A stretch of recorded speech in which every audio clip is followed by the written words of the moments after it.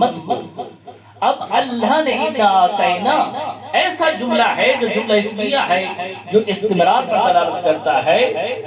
تو جس میں اللہ نے یہ کہا ہے کہ انا اعطینا کا کہا ہے، ہمارے ذہن میں سوال پیدا ہو سکتا ہے اعطینا رسول کیوں نہیں کہا، اعطینا نبی کیوں نہیں کہا؟ تو اللہ یہاں کہنا چاہتا تھا اے میرا حبیب، ہم نے تجھے نہ رسالت کی وجہ سے نہ نبوت کی وجہ سے یہ فاطمہ یہ نعمت عطا کی ہے، بلکہ تیری ذات کی وجہ سے یہ نعمت عطا کی ہے، تیری ذات کی وجہ سے یہ نعمت۔ پھر دیکھیں قرآن پورے کا پورا نازل تو اللہ کے نبی پر ہوا ہے، لیکن اللہ نے غالباً 200 مرتبہ اپنے حبیب کو خطاب فرمایا ہے، 200 مرتبہ، لیکن اتنی چھوٹی صورت میں اللہ نے اپنے حبیب کو 5 مرتبہ مخاطب کیا ہے۔ توجہ ہے نا؟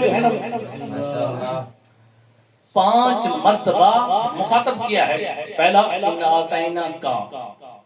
فصلی 2، لربک 3، ونہر 4، شانیہ کا 5 مرتبہ اللہ نے 5 مرتبہ اللہ نے اپنے نبی کو خطاب، یہ ایک بہت ہی فصیح گفتگو ہے۔ تو 5 مرتبہ خطاب فرمایا کہ ہم نے تجھے یہ جو نعمت عطا کی ہے تیری وجہ سے عطا کی ہے۔ اب پھر آپ آگے آ جاتے ہیں، جو لوگ یہاں میں یہ بتاتا چلوں جو کہتے ہیں کہ اللہ کہہ رہا ہے ہم نے عطا کی ہے،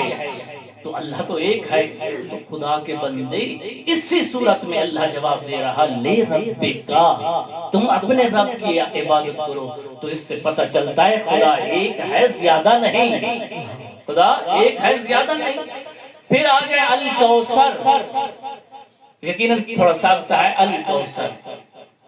الکوثر یہ بھی سوال انسان کے ذہن میں آ سکتا ہے، اللہ نے الکثیر کیوں نہیں کہا، الکوثر کہا ہے؟ تو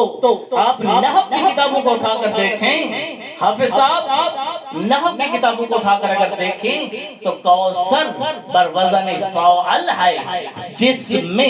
کثرت بھی پائی جاتی ہے، خیر بھی پائی جاتی ہے، اور یہ کوثر اتنی عظمت کا مالک ہے کہ اس کو آپ بغیر موصوف کے کیا کر سکتے ہیں، استعمال کر سکتے ہیں، اس کو عبارت میں لے کے آ سکتے ہیں، لیکن کثیر میں اتنی وسعت نہیں ہے کہ وہ بغیر موصوف کے ذکر ہو، یعنی اگر کثیر ہوتا تو پھر خدا کہتا خیر الکثیر، اور اگر کثیر ہوتا تو کثیر کا فقط ایک ہی معنی بنتا تھا، وہ کیا بنتا تھا؟ فقط کثرت، مگر کوثر اللہ نے لگا کر یہ ثابت کر دیا کہ اس میں کثرت بھی ہے اور خیر بھی ہے،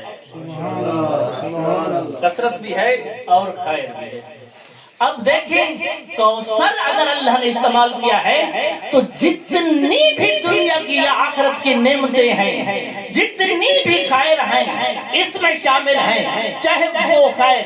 جتنے کی ہو، چاہے وہ عبادت ہو، چاہے وہ شجاعت ہو، چاہے وہ انفاق ہو، چاہے وہ صبر حلم ہو، طہارت ہو، جتنی بھی خیر کی اقسام ہیں وہ کوثر میں ہے۔ اب میں یہاں جملہ کہنا چاہتا ہوں، اگر آپ نے جتنی بھی خیر کی اقسام کو لفظ کی صورت میں دیکھنا ہے تو الکوثر کو دیکھ لیں، اگر ایک ہستی اور ذات کی صورت میں دیکھنا ہے تو جناب سیدہ کو دیکھ لیں۔ نعرہ تکبیر، اللہ اکبر، نعرہ رسالت، یا رسول اللہ،